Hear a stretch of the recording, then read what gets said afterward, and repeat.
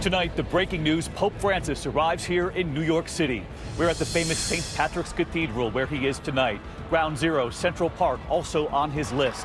Making history in Washington, the first pope to speak before Congress. On some issues, the applause divided. And behind the scenes, the moment, what Vice President Joe Biden said to him and what the Pope repeated back. Meantime, the other breaking news tonight, the scene from the West. The deadly collision between a charter bus and a duck boat for tourists. The death toll growing at this hour. The deadly stampede overseas tonight, the numbers simply staggering. More than 700 killed during the annual pilgrimage near Mecca. The new poll numbers coming in tonight. Where does Donald Trump stand now, and who's gaining ground? And the invisible danger inside so many homes tonight, the massive explosion, you'll see it here, and what every homeowner needs to know. Reporting tonight from St. Patrick's Cathedral in New York City. And good evening, everyone, from right outside St. Patrick's Cathedral right here in New York City. Pope Francis arriving here just a short time ago. You can hear the thunderous choir performing inside the cathedral. He's here for evening prayers.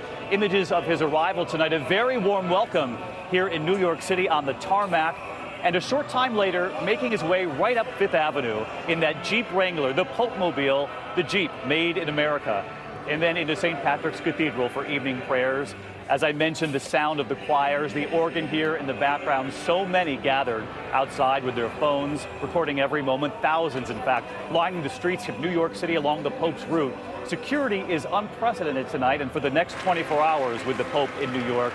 And it comes after history was made in our nation's capital today. The first Pope to address a joint meeting of Congress, applause there as he entered the chamber. But something was very clear. Lawmakers were told to refrain from reaching out to him, unlike what we always see during the President's State of the Union. Blessing the crowds from the balcony, Vice President Biden there, and Speaker Boehner clearly emotional there, and of course the faithful filling the National Mall. And tonight, right here, much of New York City on lockdown. He will visit Ground Zero, Central Park as well. And ABC's Cecilia Vega in the thick of the action. She's just up Fifth Avenue here from me with the crowd. Cecilia, good evening.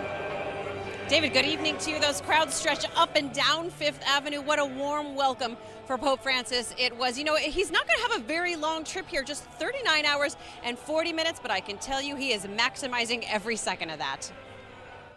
In the city that has seen it all, a first. Pope Francis touching down in the Big Apple, this champion of the poor riding down one of the ritziest streets in the world, iconic Fifth Avenue.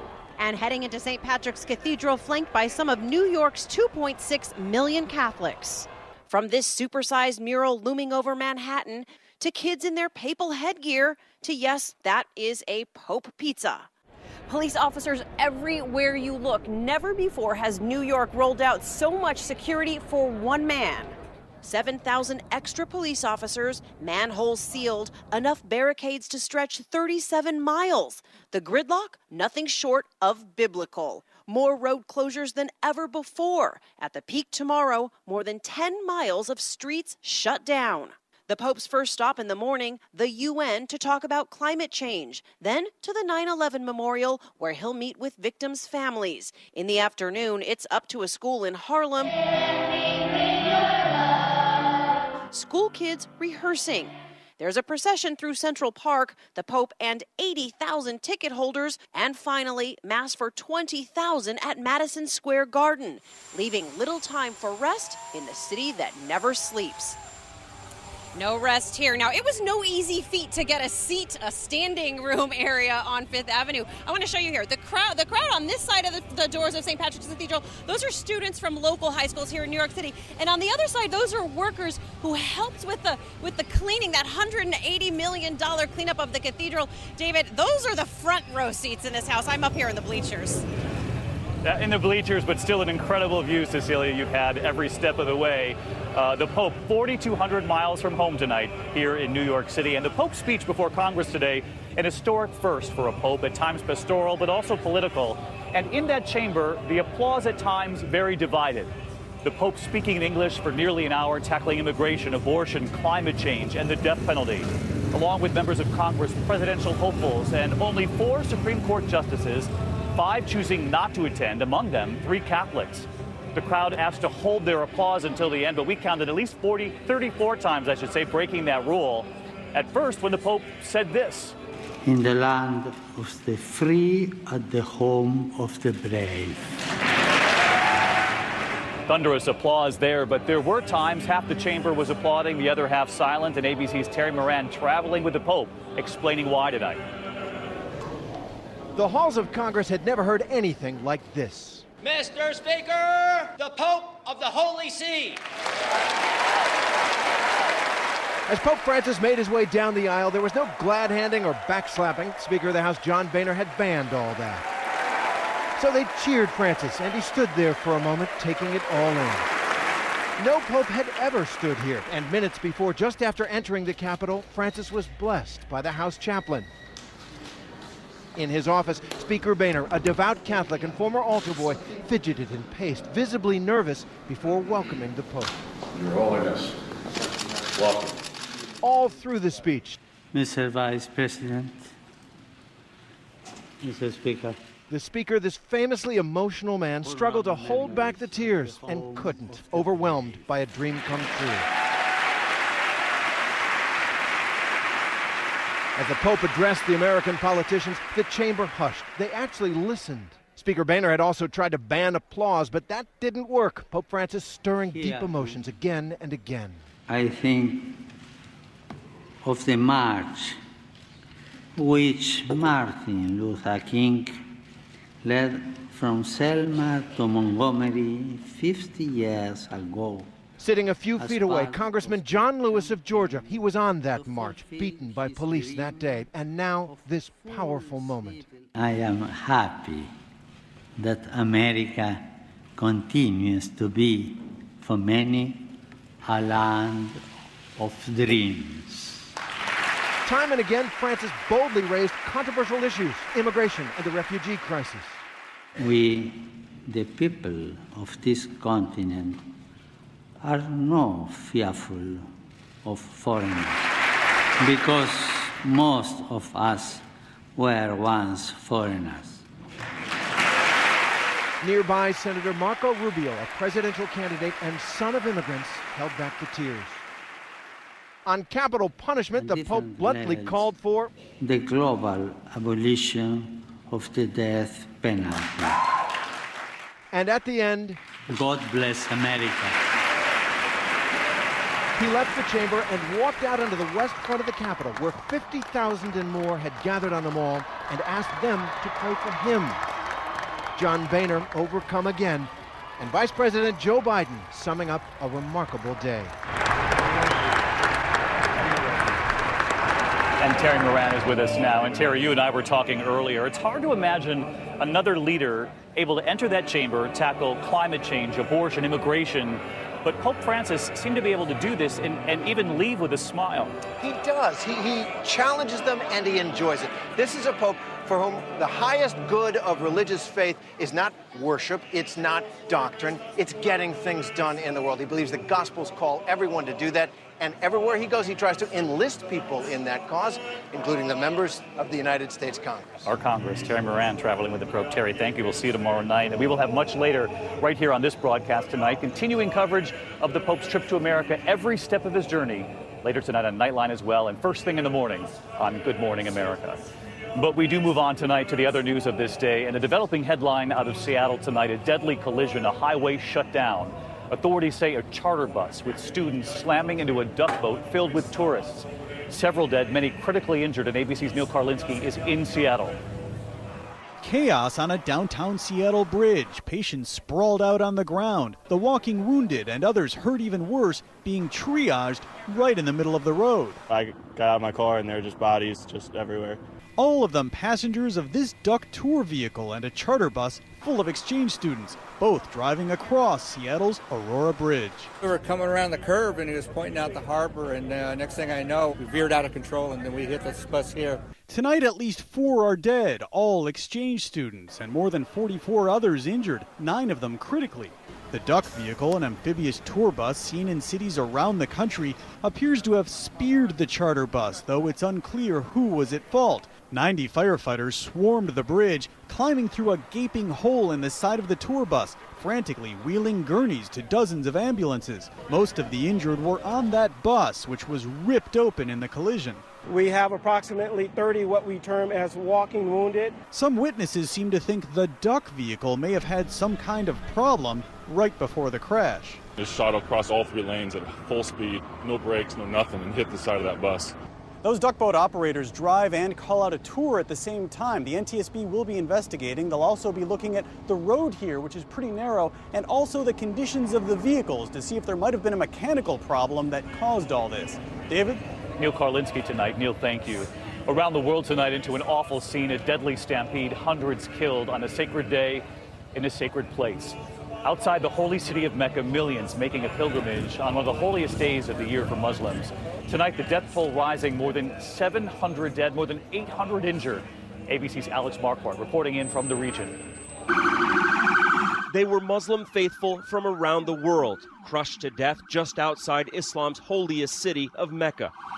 More than 700 lost their lives, making it the deadliest tragedy there in 25 years. In the aftermath, lifeless bodies lining the streets, covered in white sheets. And another 800 were injured, including 2 Americans, among the more than 2 million who make the annual pilgrimage. Witnesses say today's stampede began when 2 huge waves of pilgrims converged in the valley of Mina, at one of the sites that all pilgrims have to file through in a single day. One man saying people were climbing over one another just to breathe. This comes less than 2 weeks after another disaster, a crane collapse that left over 100 dead. Stampedes in Mecca are all too common. The biggest in 1990, when more than 1,400 people were trampled. The last major one in 2006, when 360 were killed. Saudi Arabia's top health official says the stampede was likely caused by pilgrims who ignored instructions from the authorities. But the criticism is growing tonight over the country's repeated inability to safely control large crowds. Alex Marquardt in Beirut tonight. Alex, thank you. There is new word tonight. President Obama and Russian President Vladimir Putin will meet for the first time in almost a year. The White House announcing they will be face-to-face during the UN General Assembly next week right here in New York City. The 2 men at odds over Russia's involvement in Ukraine and, of course, now in Syria. President Putin reportedly requesting the meeting. We turn now to the race for 2016 and to a new poll. The numbers tonight, one poll showing a Republican candidate quickly on the rise. And it's not Donald Trump, it is Carly Fiorina. Trump, meantime, facing new criticism for his choice of words, describing a woman in the race, not Fiorina, but Hillary Clinton, calling her, quote, shrill. Some critics now asking, would Trump have used that word to describe a man? ABC's Tom Yamas on that, and the Republican candidates now taking aim at the frontrunner, Donald Trump. Tonight, with new polls showing Donald Trump's lead shrinking, his newly emboldened rivals are calling him out as thin-skinned and ill-informed. If I quit talking to all the people who attack me, I would have crawled under a rock long ago.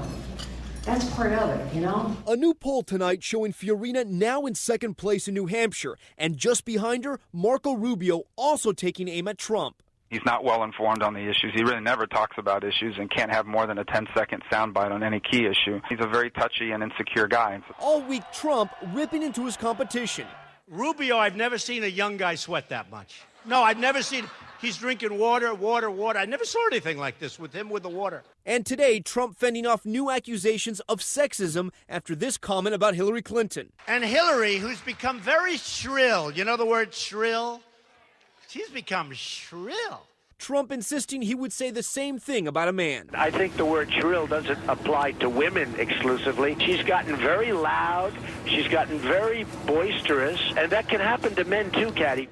And David, Trump now making a big push for evangelicals. Tomorrow making an appearance at the Values Voters Summit in Washington, D.C. And on Monday inviting more than a dozen church leaders to Trump Tower. David? Tom Yamas reporting in tonight. Tom, thanks. Now to an invisible danger in so many homes across this country we've been reporting on here. The newest case from Maryland, a powerful explosion in a quiet neighborhood. Images here of the aftermath. The suspected cause, again, a gas leak, the second gas disaster in just a week. ABC's David Curley tonight with the warnings for every homeowner.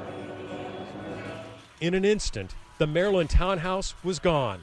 There's an entire section completely gone, all on fire. The blast and fire spreading to nearby homes. Residents had smelled gas, and a gas company inspector arrived delivering an immediate message. Tell your guests to get out of the house. And then the house next door just exploded. No one was home, but the blast threw the gas worker, who was burned and banged up but is in good condition. Remarkable considering the force. There was little left. This townhome gone, this one threatening to fall from that massive blast. It was just Monday that a Texas home exploded, injuring 2 people inside. And we've seen cameras catch actual blasts recently. When leaking natural gas is contained in a structure, it doesn't take much. The most common ignition happens in the kitchen area, around the stove, a spark, ember, or flame from operating equipment. The best advice, if you smell gas, leave the house and don't use any electrical devices or outlets which could cause a spark. David? Always important reminders. David Curley tonight. David, thanks. And there is still much more ahead on World News Tonight this Thursday. Tonight, the outrage and the sadness. 2 cases of children left in cars. The former judge now arrested for leaving her children locked in the car while she was in the courthouse.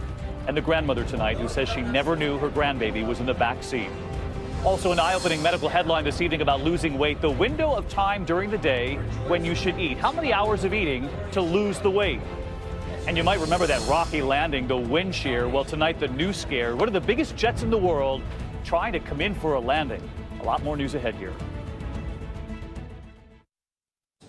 We're going to turn next tonight on the alarming number of cases we've reported on here. Young children left in cars. 38 children die in hot cars every year. Tonight, a former judge in Atlanta arrested for leaving her children while she was in the courthouse. One of 2 cases in the news tonight. And here's ABC's Steve Osunsami. In Clayton County, Georgia this morning, temperatures were only in the 60s and it was a cloudy day. But police still arrested Kimberly Bandeau, a lawyer and former judge who they say left her 2 young children in her car while she was inside the courthouse handling a case. Her kids are 2 and 3 years old and were in the car for less than 30 minutes. Probably the children would have been all okay, but I don't think the law gives that level of discretion to our police officers. Authorities across the country are responding to the shockingly high number of children dying in hot cars. An estimated 660 since 1998 and 23 so far this year. Just last night, an 8-month-old boy was found dead in the backseat of a car at a Walmart parking lot in Macedonia, Ohio. Okay, what's going on there? There was a baby left in a car that somebody didn't know about. Police say it was an accident, telling us that the baby's father left him in the car, and then the grandmother drove that car to work. Grandma didn't mean to do it. Dad didn't mean to do it. We're all so busy. The former judge arrested here in Georgia is charged with leaving her children unattended in a vehicle. And tonight she's out on bond. David? Steve, thank you. And when we come back here tonight, the medical headline when it comes to losing weight, the window of time during the day when you should eat. Also, one of the world's biggest planes fighting the wind as it tries to come in for a landing. That was something. And then the prank phone call, supposedly from Vladimir Putin to Elton John. Well, tonight, President Putin has now gotten involved, who he has called a new development. Coming up next. To the index of other news tonight, a white-knuckle landing for the world's largest airliner. This is an Airbus A380 landing in a storm in Germany. Stiff winds, but they were able to make that landing just fine. That is one big plane. In the same airport, different plane, a smaller plane, not having quite as much luck when it tried to land earlier this year, eventually landing everyone okay in both cases. We have an update tonight on that phone prank.